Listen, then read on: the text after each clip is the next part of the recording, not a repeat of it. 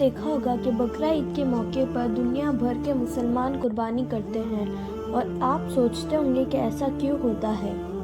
چلیے آج آپ کو بتاتے ہیں کہ اس کے پیچھے کی کہانی اور وزڈم کیا ہے۔ ہزاروں سال پہلے کی بات ہے۔ ابراہیم علیہ السلام اللہ کے نبی اور ان کے پیغمبر تھے۔ ایک دن جب ابراہیم علیہ السلام سو رہے تھے تو انہوں نے ایک خواب دیکھا جس میں اللہ نے ابراہیم علیہ السلام سے فرمایا کہ ابراہیم، آپ کے قریب جو سب سے پیاری اور محبوب چیز ہو آپ اسے اللہ کی راہ میں قربان کر دیجیے۔ اب یہاں آپ کو بتا دوں کہ اللہ اپنے بندوں کا اور خاص طور سے اپنے نبیوں کا امتحان لیتے ہیں، دیکھنے کے لیے کہ انسان اللہ سے زیادہ محبت کرتا ہے یا اللہ کے دیے ہوئے تحفوں سے زیادہ محبت کرتا ہے۔ اور پیغمبر کے خواب سچے ہوتے تھے، وہ جو بھی خواب میں دیکھتے تھے وہ اللہ کا حکم ہوتا تھا۔ یہ خواب دیکھنے کے بعد ابراہیم علیہ السلام نے اپنے اونٹوں کے جتھے میں سے 100 اونٹ قربان کر دیے۔ آج کے زمانے میں یہ 100 قیمتی گاڑیاں سیکریفائس کرنے کے برابر ہے۔ ابراہیم علیہ السلام نے سوچا جو اللہ نے انہیں حکم دیا تھا وہ پورا ہو گیا، پر رات کو وہ سوئے تو انہیں پھر سے یہی خواب واپس آیا۔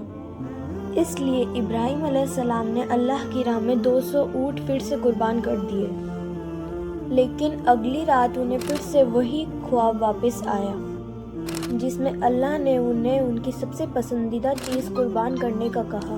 ابراہیم علیہ السلام سوچ میں پڑ گئے کہ اللہ آخر ان کی کس چیز کی قربانی چاہتے ہیں۔ انہوں نے سوچا کہ اس دنیا میں سب سے عزیز چیز میرے لیے میرا بیٹا اسماعیل ہے۔ آپ کو بتا دوں کہ ابراہیم علیہ السلام کو زندگی دعائیں مانگنے کے بعد 80 سال کی عمر میں اولاد ہوئی تھی، اور وہ تھے ان کے بیٹے اسماعیل جو انہیں بہت زیادہ عزیز اور محبوب تھے۔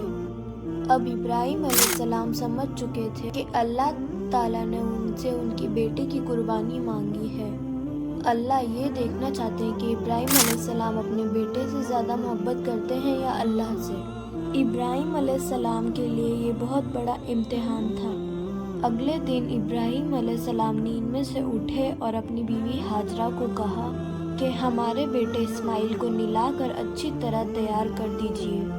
ابراہیم علیہ السلام کی بیوی ہاجرہ نے اپنے بیٹے کو اچھی طرح سے نلا کر اور اچھے کپڑے پہنا کر تیار کر دیا، اور پھر ابراہیم علیہ السلام اپنے بیٹے کو لے کر ایک پہاڑ کی طرف روانہ ہو گئے۔ ابراہیم علیہ السلام یہ تکلیف بھرا فیصلہ کر چکے تھے کہ وہ اپنے بیٹے کی قربانی دیں گے، پر شیطان کو کیسے منظور ہوتا کہ کوئی اللہ کی حکم کا اطاعت کرے۔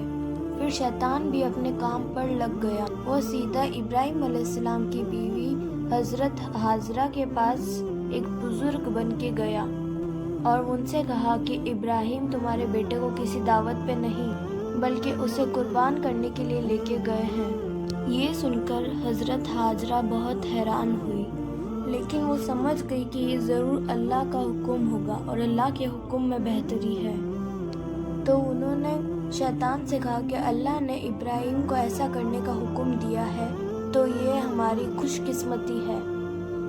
یہ تو میرا ایک بیٹا ہے، اگر میرا اسماعیل جیسے 1000 بیٹے بھی ہوتے تو میں اللہ کی راہ میں انہیں خوشی خوشی قربان کر دیتی۔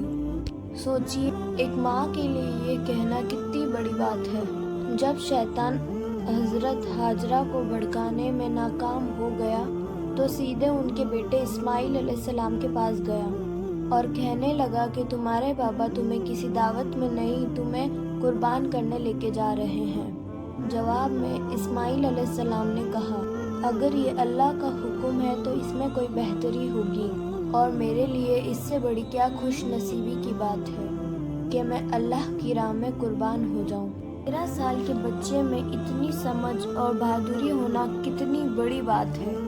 یہاں بھی جب شیطان ناکامیاب ہو گیا تو وہ ابراہیم علیہ السلام کو بھڑکانے کی کوشش کرنے لگا کہ تمہیں یہ بیٹا اتنی منتوں کے بعد ملا ہے، اگر تم نے اسے قربان کر دیا تو بڑھاپے میں تمہارا سہارا کون بنے گا، اور اگر اللہ نے یہ قربانی بھی قبول نہیں کری تو تمہارا کتنا بڑا نقصان ہو جائے گا۔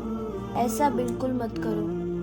शैतान उन तीनों को हर तरह से बार बार भड़काने की कोशिश करने लगा और फिर गुस्से में आकर इब्राहिम अलैहिस्सलाम ने शैतान को खूब सारे पत्थर मारे। और यही वजह है जब लोग हज पे जाते हैं तब लोग शैतान को कंकरियां मारते हैं, और ये हज के एक अहम अरकानों में से एक है। शैतान के जाने के बाद इब्राहिम अलैहिस्सलाम ने अपने बेटे को सारी बातें बताई तो इस्माइल अलैहिस्सलाम ने फरमाया कि बाबा, अगर ये अल्लाह का हुक्म है तो मुझे ये मंजूर है। आप बस मेरे हाथ पैर बांध दिए और अपने आँखों पे पट्टी भी बांध लीजिए, ताकि अगर आप मेरी गर्दन पे छुरी चलाएं तो आपको बिल्कुल भी तकलीफ ना हो और आप ये करने से पीछे ना हट जाएं। बस फिर इब्राहिम अलैहिस्सलाम ने अपने बेटे के हाथ पैर बांध दिए और अपने आँखों पर पट्टी भी बांध दी। और जब उन्होंने इस्माइल अलैहिस्सलाम की गर्दन पर छुरी चलाई तो उन्हें एक जानवर की आवाज़ आई और वो आवाज़ सुनकर वो बहुत हैरान हो गए। और उन्होंने जब अपने आँखों पर से पट्टी खोली तो उन्होंने देखा कि वहाँ पर एक दुम्बा ज़ुबा हुआ पड़ा था और इस्माइल अलैहिस्सलाम उनके पास खड़े हुए मुस्कुरा रहे थे। तब आसमान से इब्राहिम अलैहिस्सलाम को अल्लाह ने फरमाया कि इब्राहिम, आप इस इम्तिहान से कामयाब हो गए। हमने आपकी ये कुर्बानी कबूल कर ली। आपका ये इम्तिहान क़यामत तक याद रखा जाएगा और आपकी इस सुन्नत को ईमान वाले लोग हर साल याद रखेंगे और हर साल अल्लाह की राह में कुर्बानी पेश करेंगे। इब्राहिम अलैहिस्सलाम की इस सुन्नत को अल्लाह ने आने वाली नस्लों के लिए इबरत बनाया। इसीलिए मुसलमान हर साल हज के मौके पर कुर्बानी करते हैं और बकरा ईद पे जो भी हलाल जानवर कुर्बान होते हैं उनका गोश्त 3 हिस्सों में बांटा जाता है। पहला हिस्सा गरीबों में और मिस्कीनों में बांटा जाता है, दूसरा हिस्सा रिश्तेदारों में दिया जाता है और तीसरा हिस्सा खुद अपने घर में रखा जाता है। आपको ये पता होना चाहिए कि बकरा ईद का गरीब लोग साल भर से इंतज़ार करते हैं, क्योंकि यही एक साल का मौका होता है कि जब गरीब को गोश्त खाने को मिलता है। बकरा ईद का ये फेस्टिवल दुनिया भर में भुखमरी मिटाने का एक जरिया है and it's a part of Islamic faith to serve humanity and to help others. हज के इन 10 दिनों में की गई नेकियां अल्लाह को साल भर की गई नेकियों से ज़्यादा अजीज़ है। इसलिए हमें हज के इन दिनों में ज़्यादा से ज़्यादा नेकियां कमानी चाहिए और इसीलिए हज के इन दिनों में आप लोगों की ज़्यादा से ज़्यादा मदद करने की कोशिश करें और मेरे चैनल को like, share, comment and subscribe करें। Thank you for watching. अल्लाह हाफिज़।